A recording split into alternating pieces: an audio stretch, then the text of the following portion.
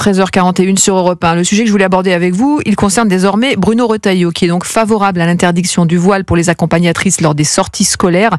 Il en a parlé hier sur RTL.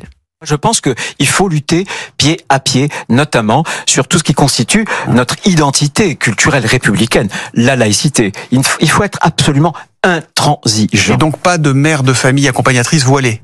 Non, puisque pour moi, encore une fois, c'est l'école hors les murs. Voilà.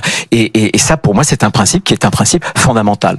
Voilà, Bruno Retailleau. 78% des Français estiment qu'il faut interdire le port du voile islamique à l'université et lors des sorties scolaires pour les accompagnatrices. C'est aussi le résultat d'un sondage CSA pour Europe 1 CNews et le journal du dimanche.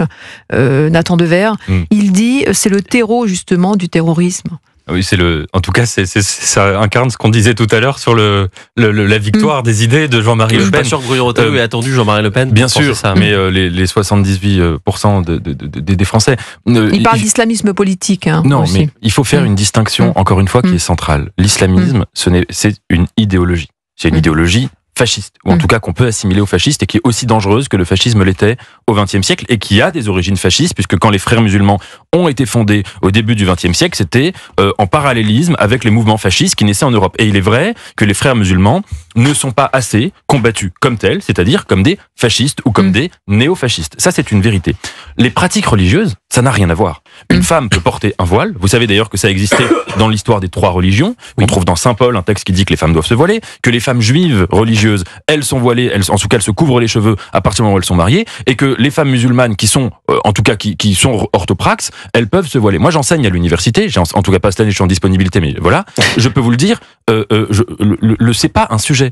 Tout se passe extrêmement bien, c'est un non-sujet. Et la liberté de venir comme on vient, c'est pas le problème, c'est des idées qu'on a dans la tête. C'est pas un non-sujet, parce que Bruno Retailleau dit, face à cet entrisme, il faut étendre le champ de la laïcité à d'autres espaces publics, y compris, et c'est ce qu'il vise sur la question du voile, qui est sujet de nombreuses polémiques, on peut le dire, depuis très longtemps. Oui, non, mais à l'université, il n'y en a eu aucune. À l'université, mais enfin, il veut l'étendre aux compétitions sportives, à l'université, et donc aux sorties scolaires en priorité. Aux accompagnatrices des sorties scolaires, aux compétitions sportives, vous avez raison, on sait que ça fait de nombreux débats, vous le savez très bien Céline, puisque les questions sportives vous intéressent grandement. Par exemple, il y a des matchs de basket, il me semble à Royan, il y a quelques semaines, qui avaient été annulés parce qu'un arbitre demandait justement à 2 joueuses de retirer leur voile puisque c'est interdit normalement. La question des universités est un peu plus complexe parce que là on s'adresse à des adultes.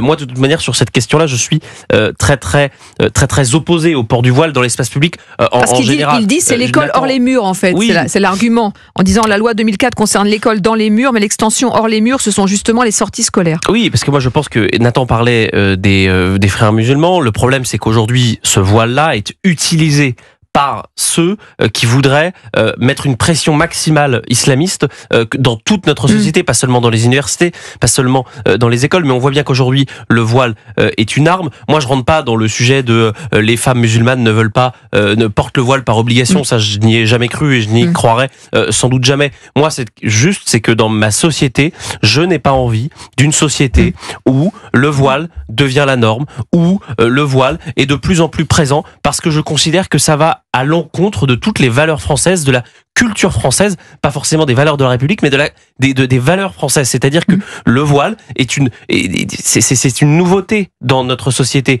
Moi, il y a 40 ans, le voile, je le voyais pas, non, parce que je n'étais pas né, mais en tout cas, quand on nous le raconte, et que ce soit en France ou dans les pays même du Maghreb ou des pays du Moyen-Orient, le voile n'existait pas. Le voile est une construction aujourd'hui des islamistes qui veulent pénétrer nos sociétés occidentales. Allez, 13h45, on reste ensemble sur Europe 1.